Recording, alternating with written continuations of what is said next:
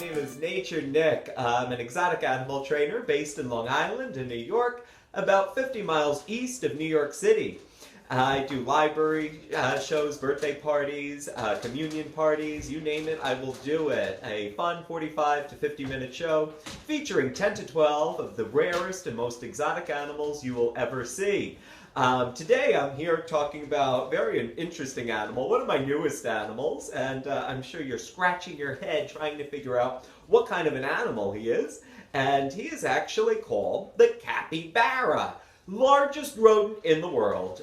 You can't tell right now, but by the time Barry here is full grown, he will be 4 or 5 feet long. He will weigh 100 pounds. He'll be larger than a German Shepherd, believe it or not. Now, he looks like a beaver, and you would be right. He is closely related to a beaver. Of course, he's missing the little paddle tail, the back of his body. But these guys are, if you can believe it, he's more closely related to your guinea pig that's probably sitting in a cage in the same room as your computer that you're watching this in right now. It's almost like a guinea pig on steroids. And just like a guinea pig, he will squeak, he will whistle when he wants something. He's a baby, he's 6 weeks old, so he still is on his bottle. He gets a special milk replacer. And he'll squeak and whistle when he sees me coming with it. So it's very, very funny to see him do that.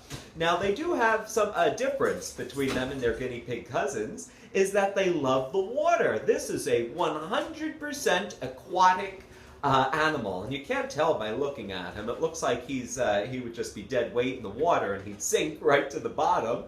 But that's where you'd be wrong.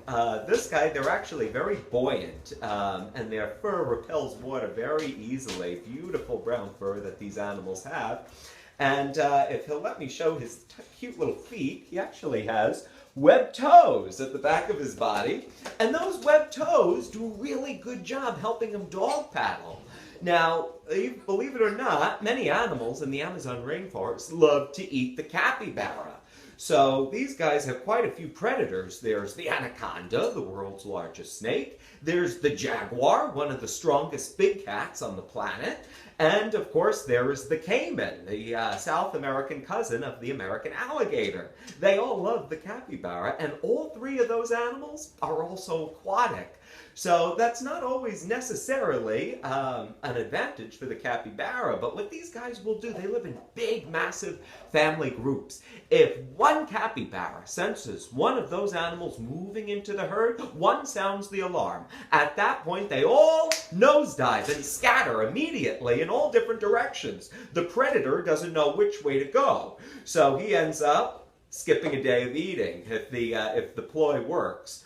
So that's just one thing that I love about these animals, okay? And the neat thing about them too, just like hippos, have these big floppy ears that they'll flap. If you've ever seen Discovery Channel or Animal Planet, special about Nile hippos, when they want to shake water off their ears, they do this flapping thing.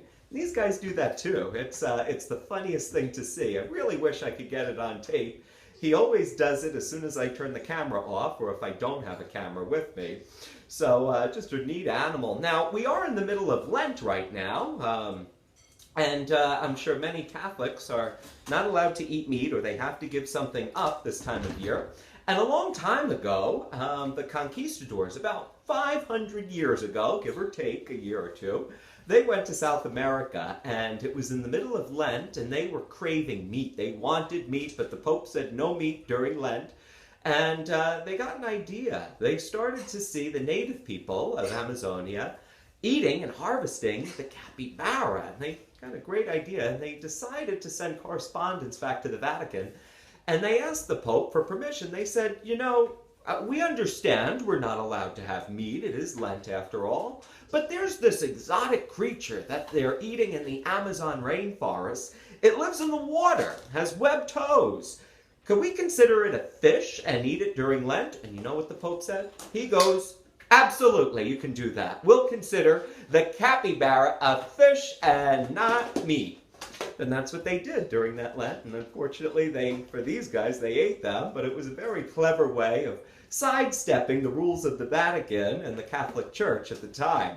So that's just one fact that you'll learn about exotic animals, the world of exotic wildlife, if you book a show with me. If you like my friend Barry the capybara, he's only going to be with me for a short time. So if you would like to book a show, or you'd like more information about myself or some of these other characters that you see behind me, go to naturenick.com. There's a contact tab where you can send me an email. I'd be more than happy to answer any questions you may have. So, signing off. Hope you like this video. My name again, Nature Nick, and Barry.